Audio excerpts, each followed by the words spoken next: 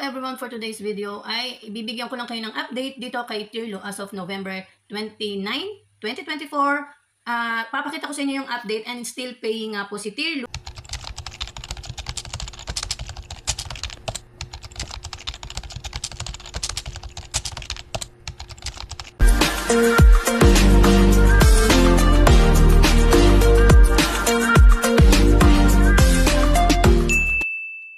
Bago pa nga lang dito kay Tirlo, ay kailangan nyo lang gumawa or mag-sign up gamit ang inyong email address. Gumawa kayo ng password at i-repeat nyo lang yung password saka kayo mag-tick ng registration. So, syempre, kung kayo naman po ay registered na, i-click nyo lang po yung login at ilagay nyo po yung inyong registered account, password, and then sign in. At andito po ngayon tayo sa kanilang database at makikita nyo nga po yung mga transaction at accounts na completed na po and still, syempre yung iba, still processing. So, ayan nga po yung mga patuloy na nagte-trade po dito kay Tirlo. As of this week, meron po siyang 16.4% rate and then meron na po tayong number of 23 transactions. This week lang yan, guys. So, syempre, yung iba dyan is completed na. Ngayon, dedire-diretso po yan dahil marami pa rin po ang nagte-trade at gumagamit kay Tirlo at patuloy na kumikita. So, sa mga interesado nga guys, i-click nyo lang yung 3 lines sa left side and then make a trade. So, dito sa make a trade, makikita nyo yung conversion ng Litecoin, Bitcoin into USDT. So, recommended natin dito guys ay Litecoin dahil mababa po yung pwede nyong i-trade sa kanya into USDT at pwede po kayong kumita ng malaki. Unlike po dito kay Bitcoin. Sa Litecoin guys, ayan, makikita nyo dyan na once na kinlik nyo yung isang Litecoin, pwede po kayong kumita dyan ng 15.94.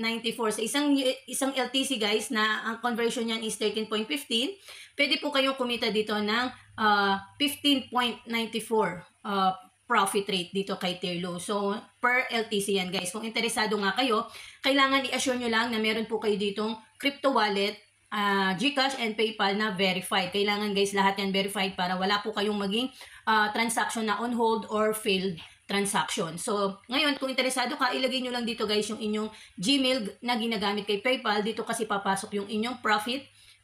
Once na, na-reach na natin yung 24 hours na trading time. So, dito nga guys, syempre hindi pare-pareho ang takbo ng market natin. So, within 24 hours, maximum yun guys, pwede ka na kumita at papasok na ito sa iyong PayPal account. So, ilagay nyo lang dito yung Gmail and then i-tick nyo lang itong I agree and then sell LTC. Lalabas po dyan yung inyong exchange information na gagamitin natin sa inyong crypto wallet para makapag-trade kayo dito ng LTC. No? So, lagay lang natin dito guys at para makita nyo yung sinasabi kong exchange information.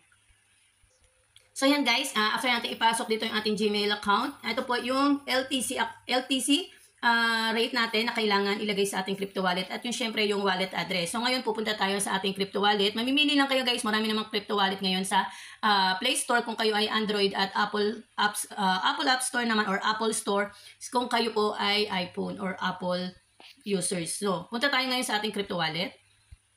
So, ayan nga guys, andito tayo sa ating crypto wallet. Dito nga guys, ay pwede rin kayong kumita dahil meron po din sila dyang mga trading or trading din ng mga cryptocurrency. So, ito yung gamit natin ngayon sa pagte-trade dito kay Tirlo. So, click lang natin guys yung spot.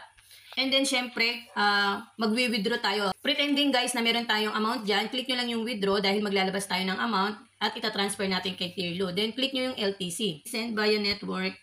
So, ayan. Ito yung guys na kailangan nyo para makapag-transfer kayo kay Tirlo. Balik tayo sa ating account. So, copy lang natin yung amount ng LTC na kailangan. Paste lang natin siya dyan, guys. And then, back to application. Copy wallet address. And then, long press lang dito, guys, para lumabas. So, automatic yan, guys. Lalabas yung Litecoin.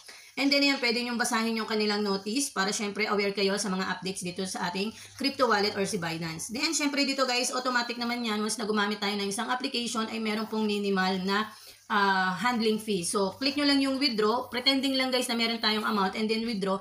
Magta-transact na yan and then syempre pag bumalik tayo dito kay Tirlo ay makaka-receive po tayo ng notification ng ating magiging transaction ID. So, ano yung transaction ID or payment ID na tinatawag? So, dito natin siya ipapasok guys. And then, once na chinek nyo yan, click nyo lang yung inyong dashboard. Pupunta tayo dito sa pinaka-database. So, once na nakapag-transfer kayo guys, automatic yan, ito yung marireceive nyo, payment ID. At pag chinek nyo yan sa checker ng payment ID, lalabas na po dito ang inyong account. Kung ano po yung inyong Gmail na ginamit. And then, syempre, kung magkano po yung inyong LTC amount na tinrade Yan, syempre LTC or BTC ang gagamitin nyo. And then yung USDT conversion, yung amount ng LTC and USDT conversion, syempre, at kung magkano yung kitain dito kay Tirlo sa LTC na tinrade nyo. So, dyan nyo siya makikita guys once na nakareceive na kayo ng payment ID. So, syempre, kung bago ka pa lang dito at hindi ka pa familiar, pwede nyo pong panoorin yung mga previous video natin na kay Tirlo from the start na nag-promote po tayo ng Tirlo application. So, pwede nyo masundan doon na at makikita nyo naman po na kumikita po talaga at legit paying itong si Tirlo application. So, ngayon guys, sa mga bago pa lang sa channel ko, click nyo lang po yung subscribe. Hit nyo po yung notification bell para ma-update po kayo sa ating mga bagong labas o new release na application or mga play games or mga pwede po natin pagkakitaan online. So, paki-like and share nyo na rin po yung mga video natin para mas marami pong kumita. Lalo na ngayong December, kailangan po natin ng extra income. So, syempre, ito po ay lagi namin nire-remind na invest only what you can only afford to lose and make your own research sa mga bagong application. Kayo pa rin po syempre ang magde-decide at ito po ay para sa mga risk taker lamang. So, that's all for today guys. See you in my next video. Thank you for watching and happy earnings everyone. Bye!